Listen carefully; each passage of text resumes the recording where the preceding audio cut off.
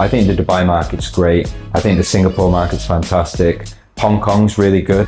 By doing this, we basically shortened the time from uploading a property from 15 to 20 minutes to roughly 3 to 5 minutes. We started getting agents' properties. We started to push them through AI, and you could search for, I'm looking for a 1-bedroom apartment with a blue sofa and a big map on the wall that has a boat on it. They want to change that kitchen to an Italian kitchen to a contemporary kitchen.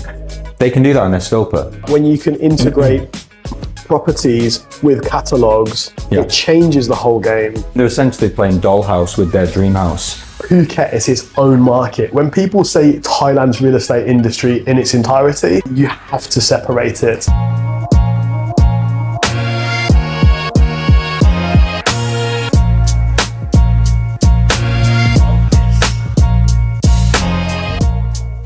Hello and welcome to the Asia Lifestyle Magazine Podcast. Today we are joined by one of my dear friends, Kevin Speakman from Nestopa. He's from the UK, but living in Thailand. He speaks fluent Thai like I do, but on top of that, he's in the prop tech industry, basically starting off as a marketing company and then moving into technology because it was a natural progression. You started building tech and you're implementing it. You've become a tech company as well. Yeah, I mean, when we first started Nestopa, it was to help agents and developers with marketing in Thailand because that's what I've always done for the last 7-8 years. But then obviously the natural progression from that is just trying to deliver inquiries to agents. You need to build a platform and a technology stack on that in which to deliver it. So yeah, we started as a marketing company. Whilst we're growing the portal, we essentially grew a media company side by side because you can't just have a portal overnight, right? And then based off of all the things that we've been doing with technology, the old and the new, words like AI coming into the scene. Yeah, we develop more and more. We're currently using more AI than anybody else in Southeast Asia. Epic. Yeah. Like you've been dealing with high pressure jobs for so long. Like you went into the financial services background as well. And then you moved into medical emergency services as well. Yeah. So I did the military thing. I came out because of my knee.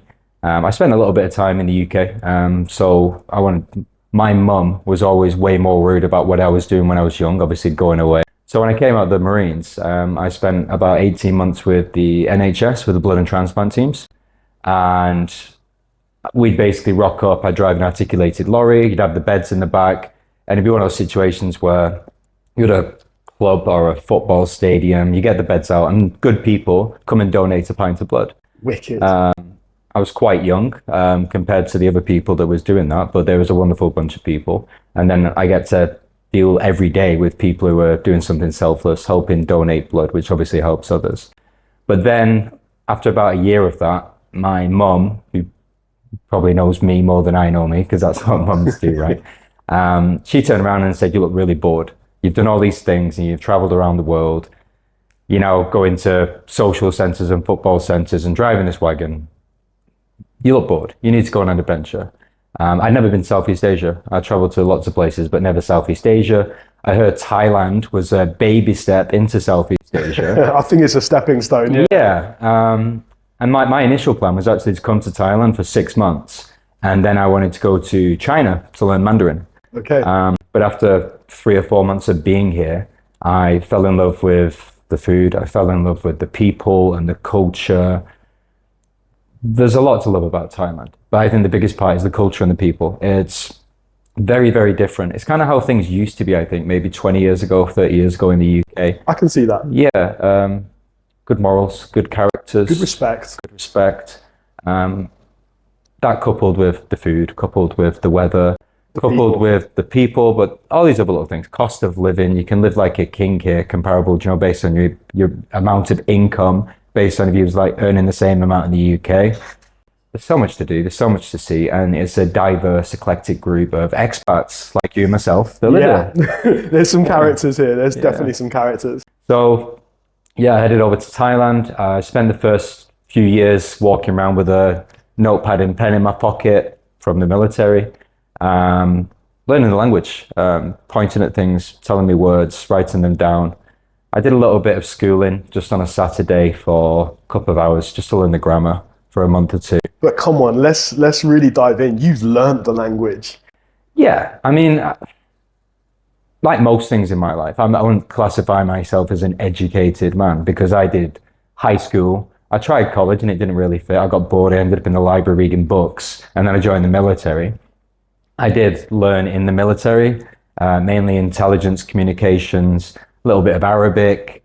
But then I'm not an educated guy. So when it came to learning languages, like learning Thai, having been told to learn Arabic before with no choice because it's the military, I had a little bit of an operating system on how to structure, how to understand, how to remember.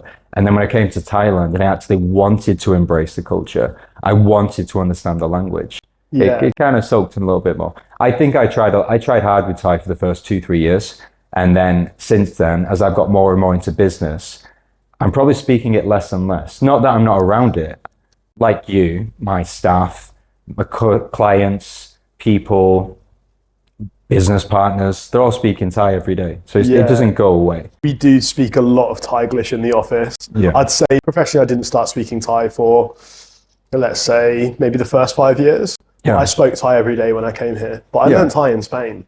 Oh, really? Yeah. How did that work? Like way back when I was a sales trainer. So I used to teach people how to sell off a script. So I used to write the script. I used to do that in different languages. So that was my formula of basically learning a language. Okay. And so I just translate word for word, give it to a native speaker, and then they refine it. And I just did that. So 20 minutes of talking in one language. And that's how I learn a language. You can like go off on different directions with that script. What you've learned there, if you can speak for 20 minutes in a language, you can speak the language. Yeah. More or less. Like, don't get me wrong, certain subject matters. But yeah. And then I thought, I'm going to go to Thailand. I'm only supposed to be here for 6 months. But if I learn the language before I go, I'm going to have the best 6 months ever. It seems like a lot of people come here with a short-term plan and then they get so immersed in the culture and the people, like, why would I go anywhere else? That's literally why I didn't leave. Like you and me, we fell in love with this country. We fell in love with the people. And people? Yeah. I mean, Thailand, I'm sure it is. I'm literally just had lunch in your home. Thank you very much. Oh, you're welcome. But yeah, I fell in love with the people, and this is home for me. Yeah. As much as I'm British and I'm from the UK, when I think of home, I think of Thailand. Yeah. Yeah. I mean, I've been coming here since I was 12. So I heard how the language was spoken, saw how the people were. Yeah. I knew already what I was walking into. And that's the level of respect that I thought, do you know what? And it took me 8 months to learn Thai, but I had it on in the background every day. So I had like a gym on my terrace, always have a gym, don't really use it that much, but always have a gym. So I had a gym on my terrace, and it was way back when PlayStation 3 was around. I had PlayStation 3 on YouTube, on the TV, and I just had Thai, like, Arun so what, good morning. Yeah. So what do you cup, hello. Well, when I first got here, I was living up near Victory Monument in Bangkok. Yeah. Just near the river.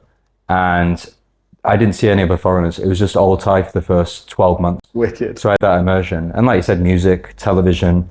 I'd hang out with Thai guys, try speaking with them. Got easier as I learned more, obviously. Yeah. And we'd go out and we'd drink beers. And yeah, I go to the same restaurants and they treated you so much like family. Yeah. Like I go in on a Saturday and they say, oh, it was somebody's birthday yesterday. We saved you a piece of birthday cake because we thought you might be coming by. Just little things, you know? Beautiful. Yeah. No, like really beautiful. I was literally, I met my missus here and I was just like, oh, may as well just end up staying. Like, it's good. Like I speak the language. I'm already plugged into the network. And that's one of the things that I've always done, even to this day, a network. Yeah. That's literally, I build network. And that's been so powerful for me. I think you're much like me. I'm a people person. I love people. Apart from obviously meeting Thais when I first came here, in my first couple of years, one of my favorite things to do, apart from just walking around Bangkok and finding out what's going on and finding new cubby holes and little soys, I go to bars and I'd hang out and I'd usually find the old guy at the bar, usually the oldest bloke at the bar with a big grey beard, and you know, they've been here 20, 30 years, and I just sit there and I buy them a couple of beers and we just talk for hours. But there's a lot of really cool people. The Thais are cool, obviously. But yeah, there's some really cool individuals here who've got fantastic stories. I think the reason why Thailand would be called a stepping stone into Southeast Asia is because it's so welcoming, and it's so easy just to plug right into the ecosystem, you know? Well, Thai people naturally are very welcoming. They're very easy to speak to. They're very kind. They're very JD. Yeah. I've not been to places like China myself, but when I was speaking to people when I first came to Thailand, and I was mentioning about possibly going to China, trying to learn the language, I heard a few stories about how it was maybe a little bit more difficult to integrate there and to try and learn. Whereas in Thailand, even now I say things incorrectly, I get the wrong tones, I mix up the wrong words, but people understand. It's understanding. Yeah, and they're forgiving and they're willing, they're happy that you're making the effort. Every time that I went to China for property, so I used to do like property expos all the time. And every time I went to China, it was just so separated from integration. Like for me, maybe I was in the wrong place. I was going there for a certain purpose, obviously. Right. But Chinese people, incredible, so welcoming as well. But it's that lack of Thainess that I just have to come and live here. I couldn't live. It's a bit of a disassociation in China. Yeah, I mean, I've been to Vietnam, I've been to Cambodia, I've been to all these other Southeast Asian countries now. And I don't know, it's just Thailand hits the mark. Yeah. In people, but also with food. In a way that it just doesn't compare. Yeah. So let's talk about like your Southeast Asian, or actually Asian, domination of gold. You're operating in Dubai, you're operating in Thailand, you're, eventually going to expand, I'm guessing, but Yeah, I mean, we're expanding, we're growing as people and as a company, as a team all the time. We started in Thailand, obviously, because we're here in Thailand. I used to work for a property portal, and because I worked there for, I think, 4.5 years, my job was doing what I'm doing this week, which is coming to Phuket, meeting with clients, trying to help agents just like yourself. So I built a lot of relationships from that. So it makes sense, obviously, to do it where I've got those people and I've got those relationships, try and help them out with Nestopa. But then we work with a lot of developers as well. So a lot of these developers that my team have been working with for the last, 8-9 years, helping market, promote their projects. They're always asking me for places like Hong Kong, Singapore, the UAE. And when we was first launching Nestopa, I always speak to agents because as much as I do property, I know about property technology and we know about property marketing. We've never sold properties. We don't sell any properties at Nestopa. We are not a transactional company. And we do that on purpose because we want agents and developers to be able to trust us because we're not interested in those customers. We're interested in providing those customers to you so that the professionals, the agents, the developers can help sell properties, advise them, be a consultant, be a trusted advisor, as we was chatting about before. But we stay away from that. So we do it in Thailand, but because we've been marketing to all these other countries, we've been looking at where in other places in the world are people interested in buying property that potentially might want to come to Thailand, just like me and you. They might want to buy property here. So Singapore, Hong Kong have always been good for that. And just so starting Nestopa, people started mentioning the UAE, which has been an up and coming market. Very sad to see what's happening there within Dubai and with Iran and everything that's going on this week. However, there's a lot of people buying property in Dubai. And when agents speak to them and they say, where do you want to buy next? They say, I want to buy a villa in Phuket. I want to buy an apartment in Bangkok. Same thing with guys in Singapore. So bankers in Singapore, they come to Bangkok every weekend because it's cheaper to party. They want to eat some Thai food. So these are all good demographic markets where we can help them find properties in Thailand and therefore help agents and developers that we're working with. So yeah, we're in Thailand, we're in the UAE, working with some great developers, great agents there. Everything from marketing to lead generation to building huge websites to helping them with SEO to helping them get on AI searches. Let's talk about AI because it's one of those, like, everybody wants to talk about it, but not many people are actually talking about the implementation or the reality. Because, me and you, we've had discussions about, because obviously, like my team, we build workflows and stacks and lots of stuff, and so do you. The reality is, though, like, we're watching all these other companies deploy things, but it's not about the deployment. It's about the actual user base. Yeah. And does it actually answer the market?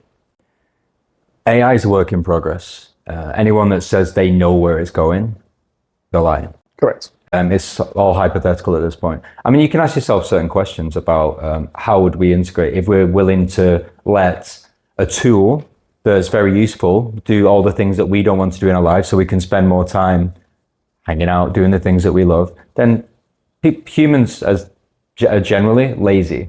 If we can do less of the things that we don't want to do, and we can then spend more time on doing the things that we do want to do, then chances are AI is going to come into our lives in a big way. That's the way that I look at it. In terms of AI and the talk, obviously everyone's talking about it all the time, but essentially it's a tool. It's a productivity tool. And we at Nestopa look at how can we use that tool to make life easier for customers searching for properties? How can we make it easier for property agents when they're uploading properties, they're putting their inventory onto Nestopa so they can try and find customers? That's basically what we're centered around right now. It's the customer search, and then it's how agents are uploading properties to Nestopa. We started working with AI around 2 years ago, right at the very front of it. Not that we built AI. You can't build AI, but you can integrate with it. You're never going to beat Elon, Grok, ChatGPT, Gemini, Perplex. These are billion-dollar companies. Yeah. So nobody can. It's not your AI, but you should integrate with AI so you can make life better for people. And we're doing that currently with AI searches in text. We're doing it with AI searches with voice. So rather than the old school, click the box, click the bedrooms, you can still do that because some people, you can't force people to use one way. Also, you can't assume that people know how to use the new way just yet as well. No, I mean, you can come up with new technologies, but trying to get markets that have been using and searching for properties in one way and trying to get them to use another way it's a transitional thing. It'll take time. Yeah, so, okay, name some tools that you've integrated with Nestopa. We've integrated with a number of AI service providers. So 2 years ago, we did things like, if you're an agent and you come to Nestopa and you spend 15 to 20 minutes uploading a property, you typically go, you put in how many bedrooms it's got, how many bathrooms, the price, you click on the Google map, you put in the location, and then you have to sit there and write the titles, the descriptions in Thai, in English, and then you have to add all your photos. 2 years ago now, we basically did that. You go in, you do the first stuff. So you do the bedrooms, you do the price, you put in the location, but when you drag and drop your photographs, your photos and your content is scanned by AI. So when it scans those photographs, it scans those images, it basically ticks all the features for you. So rather than ticking features like air conditioned, fully furnished, AI sees that it's got an air conditioner, it sees that it's got a sofa and it's fully furnished. That saves time. And then based off of what it sees in those images, and if it's in a project, we've already got data on that project, the AI can basically write titles and descriptions in multiple languages for you. We found that it cuts down the time that agents have to take, and you know this more than anybody. Agents spend a lot of time finding listings and then uploading on multiple platforms. So by doing this, we basically shorten the time from uploading a property from 15 to 20 minutes to roughly 3 to 5 minutes. And time's important. Time's money. Time's money. Yeah. Yeah. So we did that 2 years ago. Since then, we've integrated AI searches with text, with free flow search, with voice search, which ain't that difficult to do. However, if you want to get on really, really fluid searches and you want to really break away from the mold on how people have been searching for properties, then you need data points. You need more vectors. Massively. So the next thing that we did was we started getting agents' properties. We started to push them through AI. And when you push them through AI, kind of does what it did with the looking at the photographs. Yeah. It looks at all the information. And then from that, it creates thousands of vectors, data points on what it sees. So it doesn't just see living room, it sees living room, sofa, blue, fabric, boat, all these things that you can't typically get and isn't written in a property description. And then because of that, you can go to Nestopa and you could search for, I'm looking for a 1-bedroom apartment with a blue sofa and a big map on the wall that has a boat on it, which is kind of crazy, but it's not too crazy to think that, say a single father's looking for a 2-bedroom apartment in Bangkok and it's just him and his little girl. He could go and say, I want to buy a 1-bedroom condo in Bangkok, 2-bedroom, between 20 and 30 million baht. One of the bedrooms is for my daughter and she wants a princess bedroom. So once you've pushed hundreds of thousands of listings from all the agents that we work with through those vectors, Nestopa will then search for those properties. It'll match condo, Bangkok, 2-bedroom, 20 to 30 million baht. Because it's looked at those images. If there's a bedroom in there that has a toy unicorn on the bed, or the wallpaper is pink, or there's a rainbow on the wall, it would register. Yeah, so you can start to search in really creative ways that you couldn't before. I think it's going to take time for the way that customers search and the way that they're using AI. As they become more and more familiar with that, I think more elastic searches like that will be used. But we're doing stuff like that. The other thing that we're doing right now is image manipulation, AI renovation. I love that. Yeah.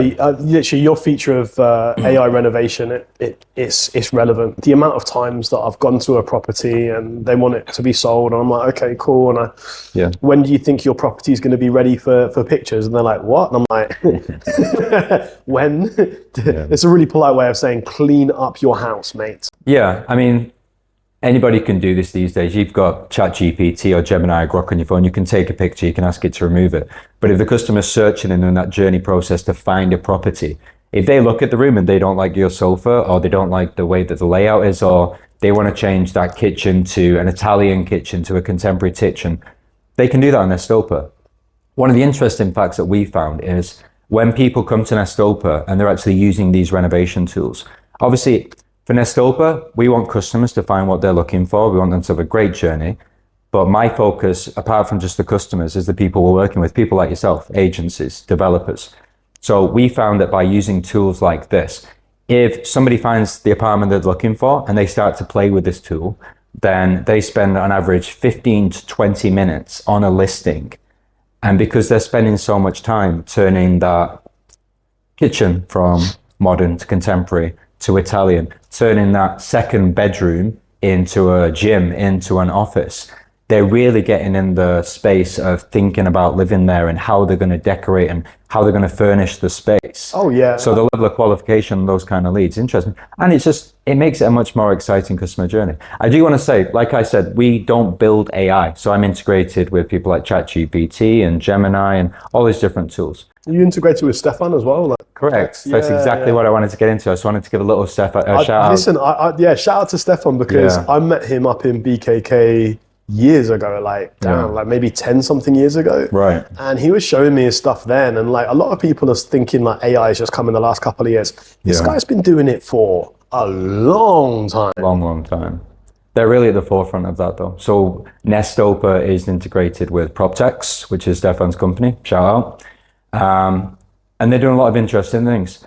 One of the really interesting things that I think is going to be coming up in the future, especially with tools like what PropTex is developing, is bringing the PropTech marketing space into the e-commerce space.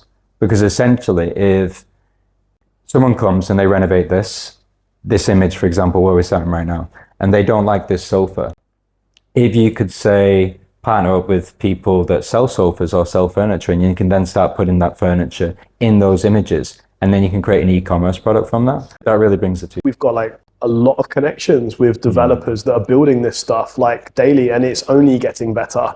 But when you can integrate properties with catalogs, it changes the whole game. And it's been around for a while, but people are starting to actually use it now. People are starting to see it on the user end, because when you're developing tech and when you're in the space every day, you just kind of assume that everybody kind of knows about it. But it's not known. And people spending 20 minutes on a web page, that's really good. Yeah, I mean, they're essentially playing dollhouse with their dream house. And because of that, agents get a better customer, agents get a more informed customer. There's much higher intent. And I think that's good for everybody. And it makes the old traditional search process a little bit more exciting, a little bit more adventurous.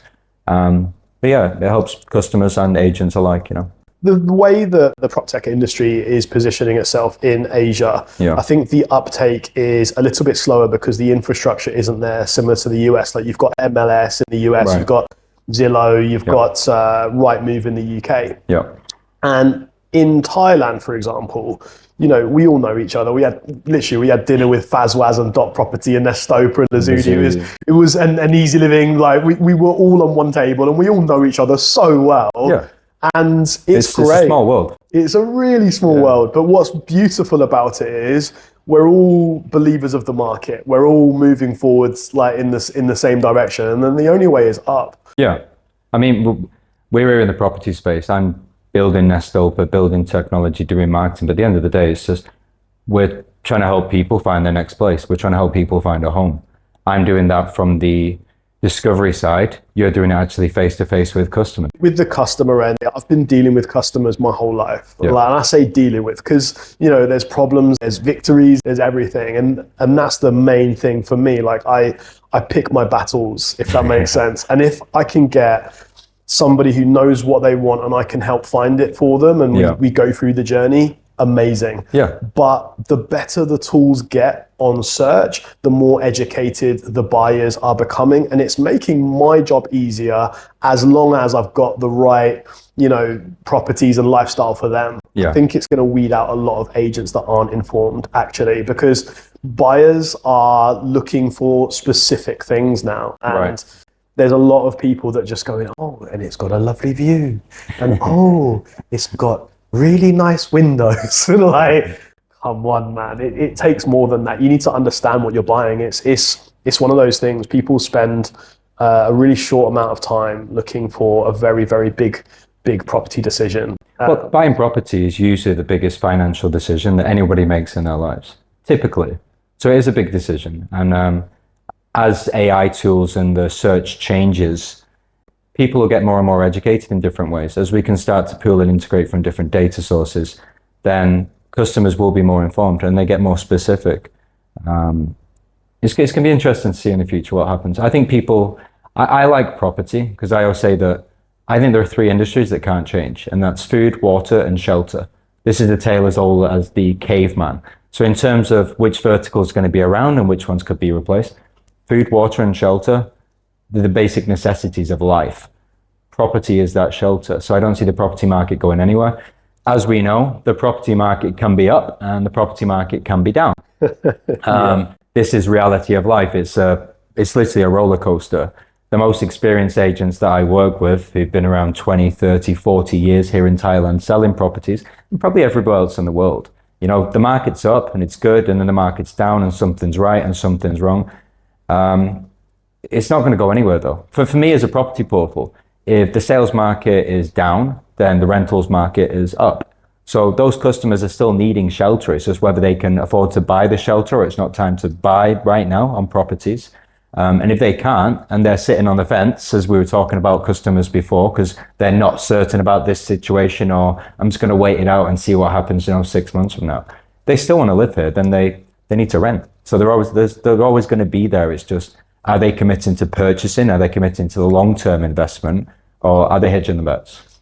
Out of all of my real estate companies, we focus on sales on all of them. Yeah. And we say we don't do rentals, but if you're buying a property or you need that time to decide, we'll find you a rental until you're ready to buy. Right. And that's the only rentals that we do, really. However, it might change in the future, because I think that the amount of people just wanting to try this part of the world, and they're just not certain, it's up to us to let them know what it's really like here, and then they can be informed and make better decisions. I think I work with a lot of agents. I work with 7,000 agents just in Thailand, not including Dubai and Singapore, where we're working. And I don't know all of them personally. I know quite a lot because I've been running around for the last 8 years meeting, and I do a lot of events. But I tend to see a cycle. So I see new agent on the market, never done it before, needs to learn the ropes, never been down to the land office, never created a contract. And they usually start on low-end rentals, right? So they'll start on 10, 15, 20,000 baht rentals. They'll do it on the weekend. Then they want to be a property agent. Then they start going higher and higher.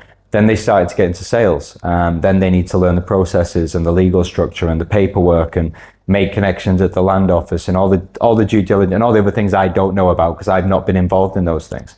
But I think eventually, from what I've seen a lot of over the last 8 years, agents eventually get tired of doing rentals and they want to focus more on sales.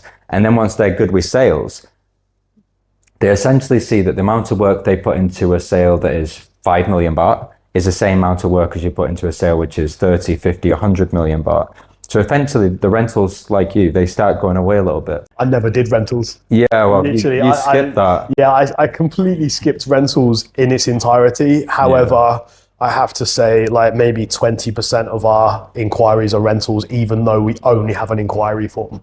Yeah. We don't purposely list a lot of rentals, but yeah. Yeah, no, we get that a lot in Nestopa as well. So even though properties are up there for sale, people will often inquire saying, I really like this property, but can I just rent it for a month or 2 months? Yeah. Which agents don't particularly like, because if they're trying to sell it, they're trying to sell it. But again, customers they're maybe not from here. They don't understand how things work. And I don't know. If you don't ask, you don't get, I guess.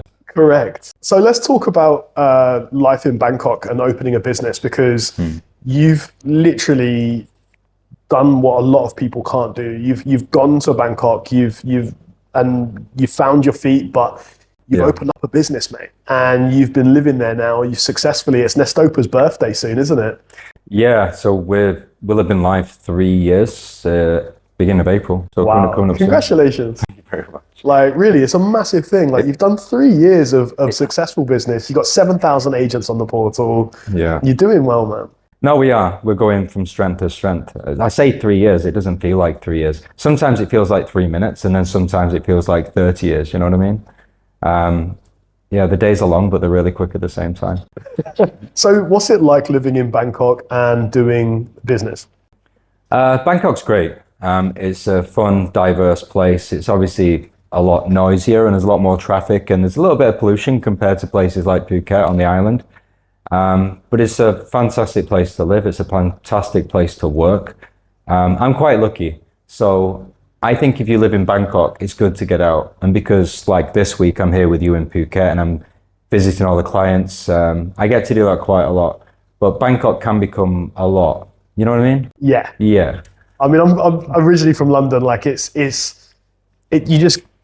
sometimes you just live in the bubble. Yeah. And it's really hard to look outside of it, you know? Yeah, it is. I mean, I think most of the expats that I've met over the years, they usually get to about the 7-year mark, and then they're out of Bangkok. They either go to Chiang Mai, Hua Hin, Phuket, Samui. It can get a lot. However, yeah, since I started Nestopa and we've created the company there, we obviously work with a lot of developers in Bangkok, a lot of agents. It's the hub. Geographically, it's easier for me to go up to Chiang Mai to meet clients, or to Pattaya, or to Hua Hin, or down to Phuket, or down to Samui. So it makes sense, but luckily I get to get out on the road a lot as well. So let's talk about, you've opened up in Dubai. Yep. You're helping clients in Dubai by building their websites, listing their properties. You're absolutely smashing the SEO. I mean, absolutely smashing the SEO. Yeah. What was it like opening up in Dubai and operating there compared to Thailand? Dubai is a very different market. I'll be completely honest with you. So I have people over in Dubai, even though we launched Nestopa in Dubai. My focus has always been here in Thailand. But yeah, Dubai is very, very different. I don't even know this, but Dubai in the property market, they launch a new project every 17 hours. Oh my God. And most of those projects, not all of them, but most usually get sold out between 4 and 6 weeks. It's incredible. Yeah. So I'm working with developers here that I've been working with for 8 years now.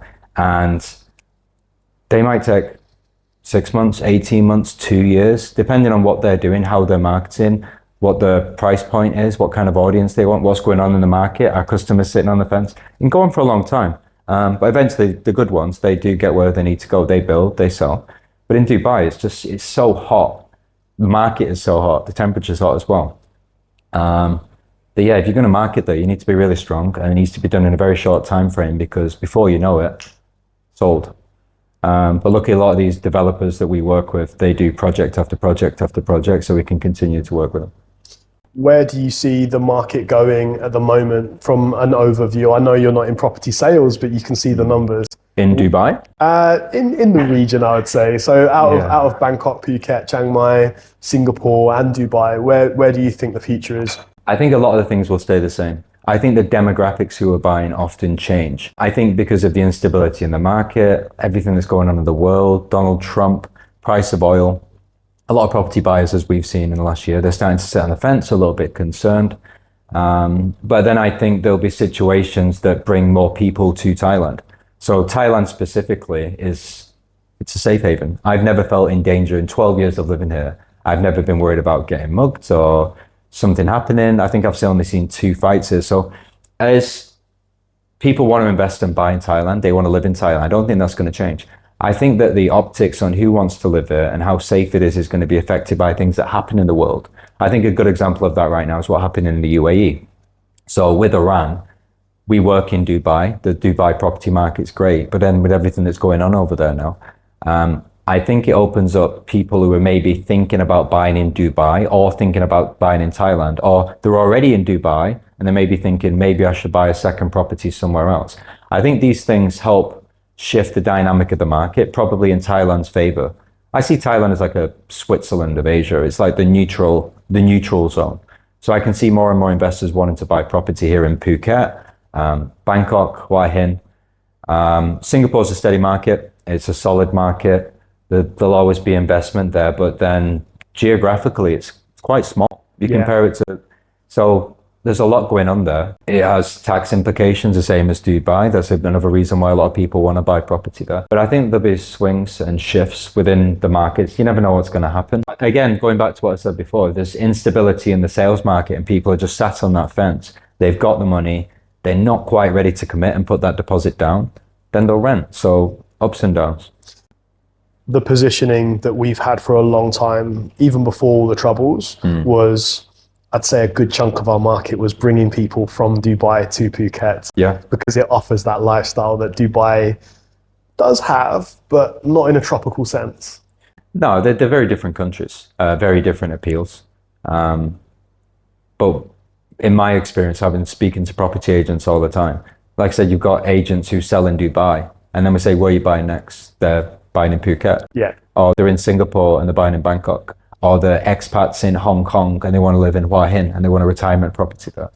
So Thailand always has a draw, it always has a pull. And even though I'm based here and it's my home and we're trying to help agents and developers and customers find, there's so many other markets out there. I think the Dubai market's great. I think the Singapore market's fantastic. Hong Kong's really good, but a little bit difficult to get into.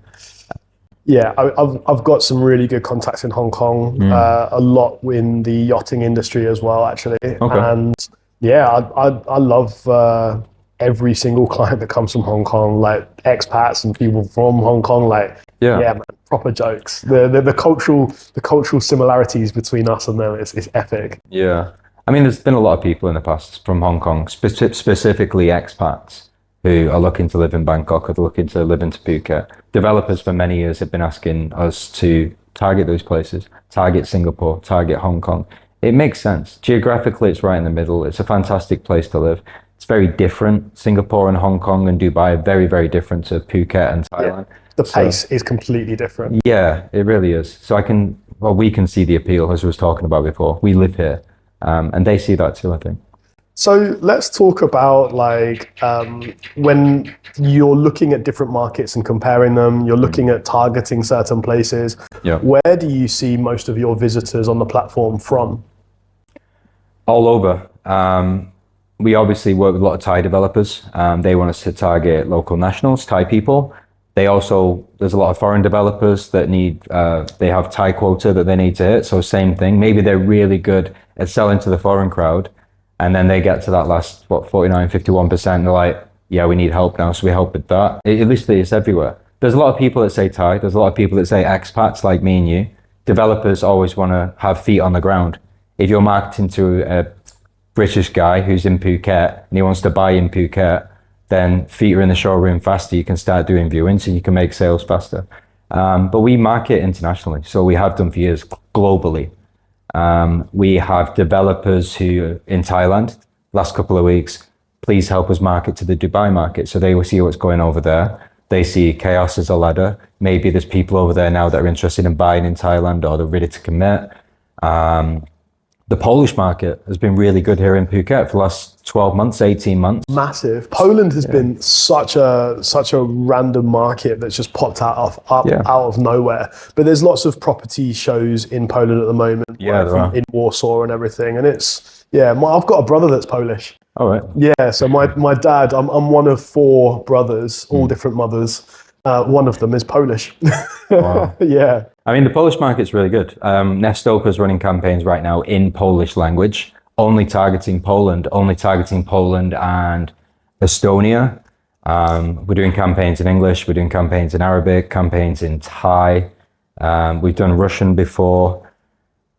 Wherever developers want to target, Nestopa, we've got so much experience of this that we can hit the nail on the head and we can deliver on that. Any massive trends that you see developers doing now from the outside in? Because I see a lot of eco and sustainability notes that developers are trying to push. Anything that I've missed? I see a lot of developers, especially in Phuket, they've always done the residential, and now they're starting to move to doing half residential and then half hotel, short term. I see that happen a lot. I met 3 or 4 developers just in the last couple of days who were purely residential, and now they're like, oh, we're going to hedge our bets and do a little bit of that, which makes sense because, last month I was here in Phuket and it was high season, still is kind of high season. The hotel prices were sky high, but everywhere was booked out. Yeah. I mean, that's worth capitalizing on. Plus, it allows them to get into a more ROI product. Yeah. Where, people can come, they can stay for a little bit, they can rent it out, they're making a return of investment. And if the tourism market's there, which it has been this last high season, from what I've seen, I think it's a good idea. A lot of the people, they don't realize that Phuket doesn't just survive off tourism, it's residential as well. And it's a really nice balance between both. But if a developer can give that residential plus with the ROI mixed balance, the ones I see are winning. Yeah, I mean like people like Laguna, Banyan, they was doing this with Cassia and Dower 8 years ago. Yeah. And it seems that everyone else, based off of the current market, but they're all kind of following suit with that now. The difference is that the brands moving into the market, they bring a level of trust, and it's okay. Like, it's kind of justifiable price because the brand is known.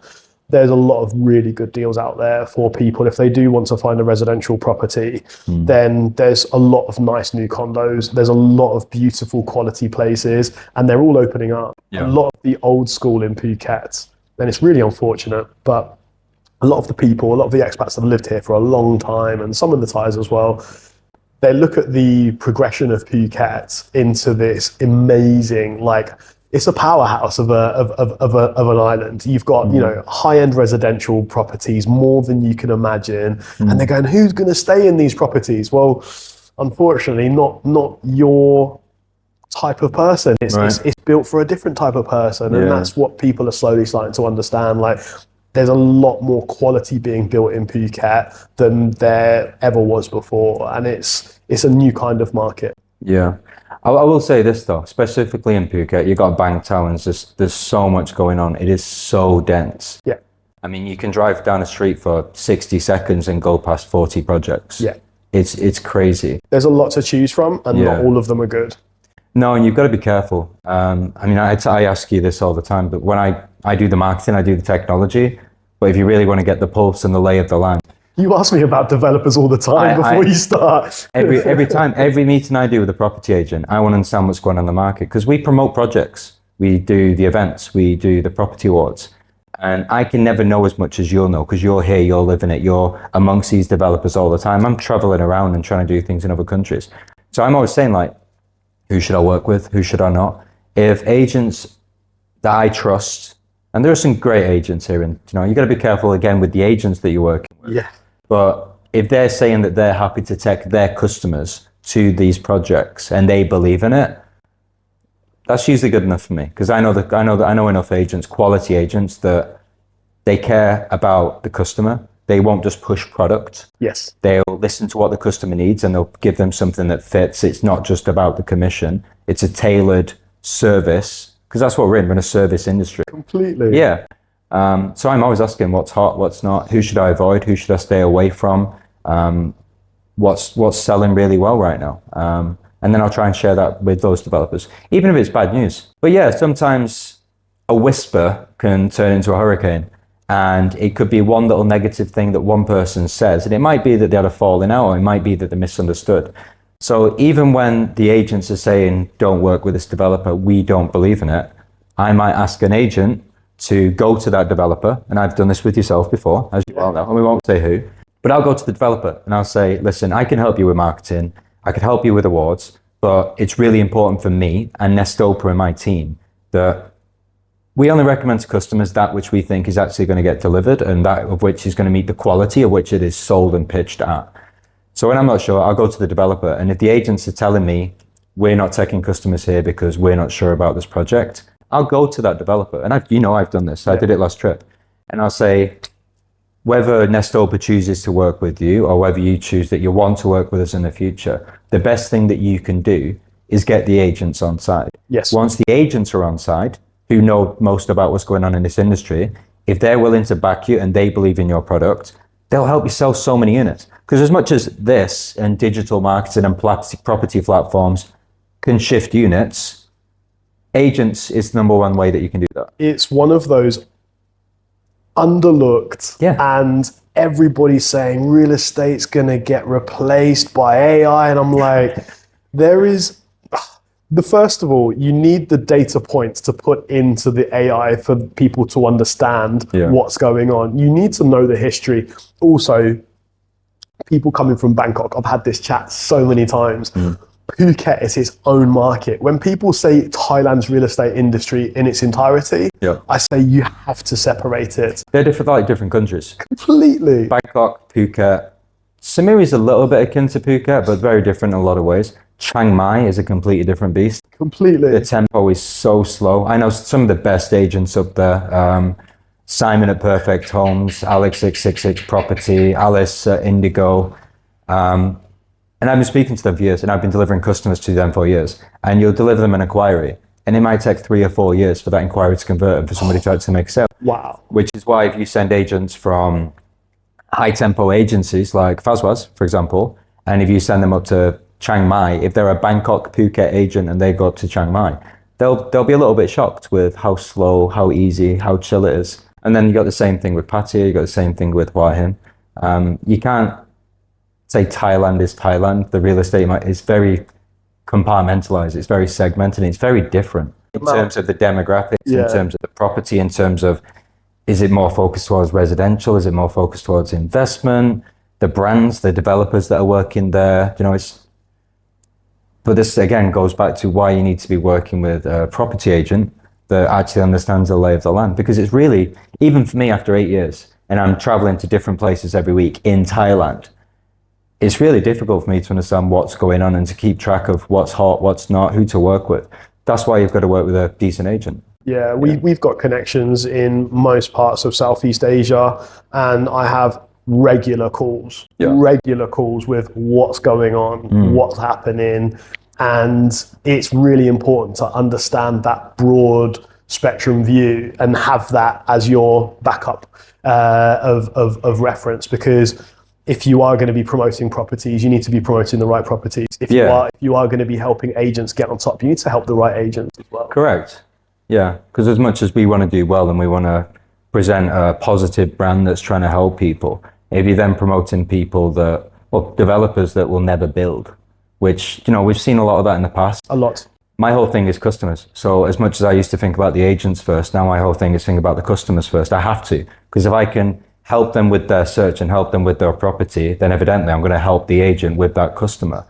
And if we're promoting projects that are just never going to be built, or it's a scam, or just something's wrong, but it's really hard for me to keep track of who those are and who those not, which goes back again to, I need to ask you, I need to ask the agents on the ground. Yeah. And if they say that this isn't going to build, it's not going to happen, we as agents are not comfortable enough to take our customers to this project because we don't believe in that. I'll try and help. I'll go speak to the developer. I'll try and get to the bottom of it. I'll send an agent that knows and get them to say, go check out the paperwork.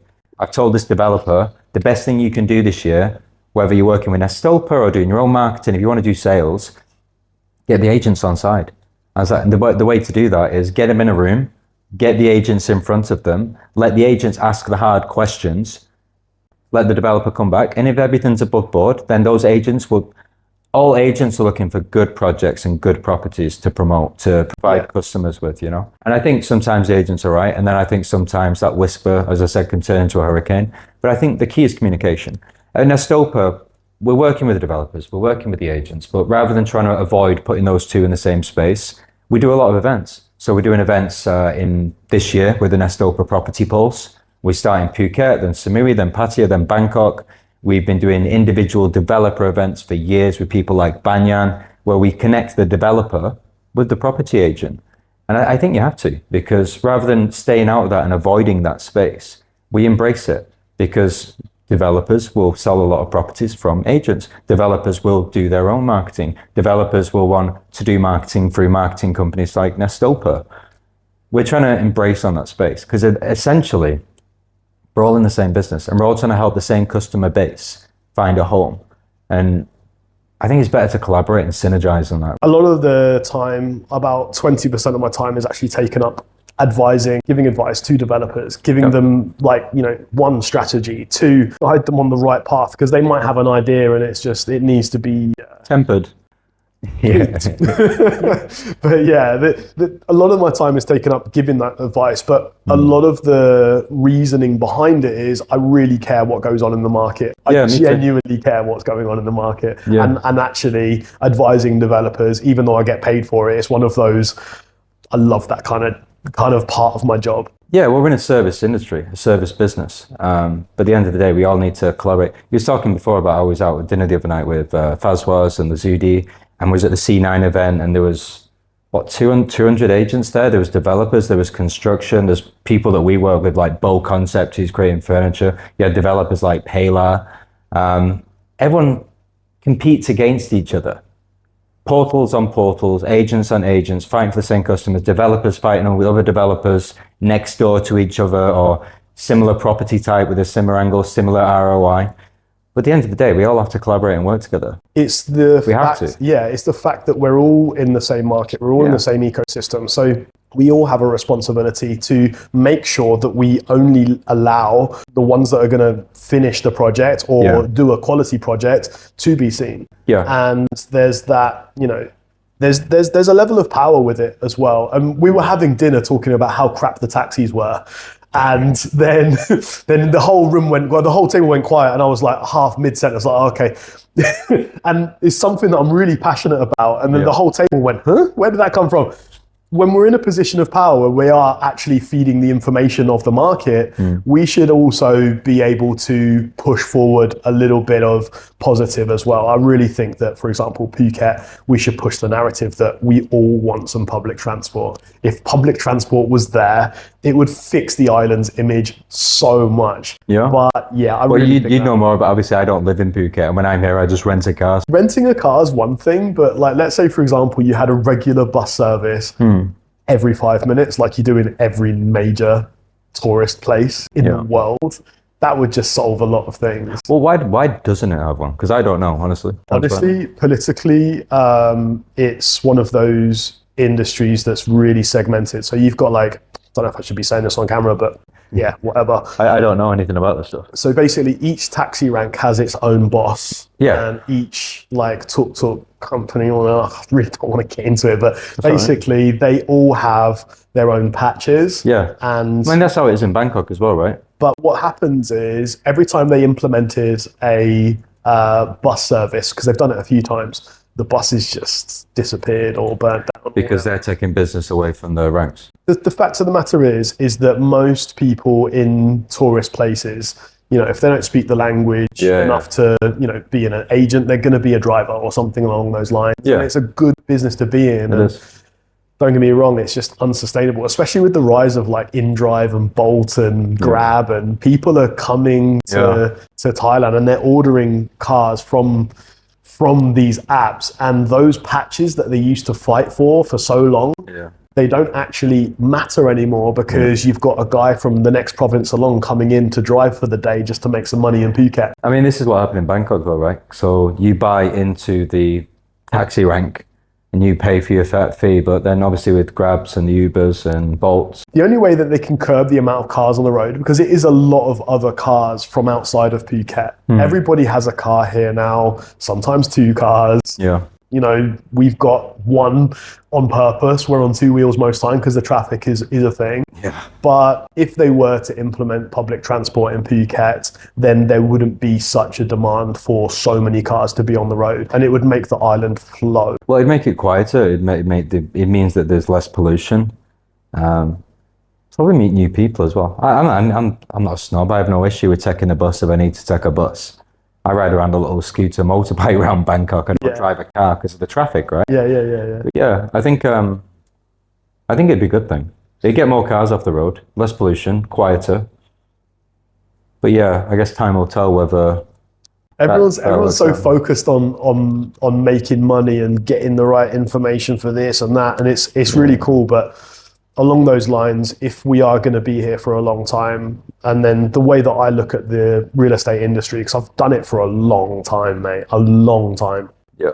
And I look at it and I go, okay, well, I found a lot of people a nice lifestyle. I found a lot of people a nice home. But when we are putting out that message and we are putting out that much information out there, then we should be leaving a good footprint as well. Well, we live here. And at the end of the day, we are foreigners. As much as I consider myself, my home is Thailand, I'm not Thai. We might speak Thai, but we'll always be foreigners here. And at the end of the day, this is Thailand and we need to respect it's their country. But because we live here, we care. Yeah. I care about Thai people. I care about the Thai economy.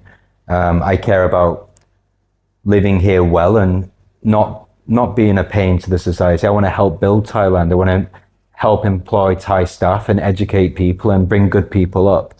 That works across anything, whether it's transportation. We should always be looking to improve the country, massively, the economy, help people, whether you're Thai or you're from any nationality or background. We're here to try and help. We're trying to help work with people and better people's lives. So, well, if I can help facilitate more transactions, I'm very happy. It's profitable. Yeah. But if I can push a narrative and push a message like, okay, everybody leave it a little bit better than you found it, then even better.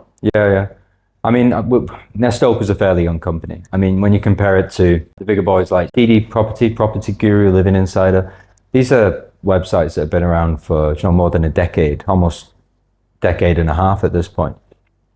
And even though we're quite young, we're trying to do what we can to do a good job, work with good agents, work with good people in a good way. The bigger that we get, the more that we can help and we can start adding to society and helping back, charity, things like this. I'm a member of the Rotary Club in Bangkok. They focus on raising money for education for those that can't afford it, higher education, installing clean water systems around Thailand, building schools, building libraries.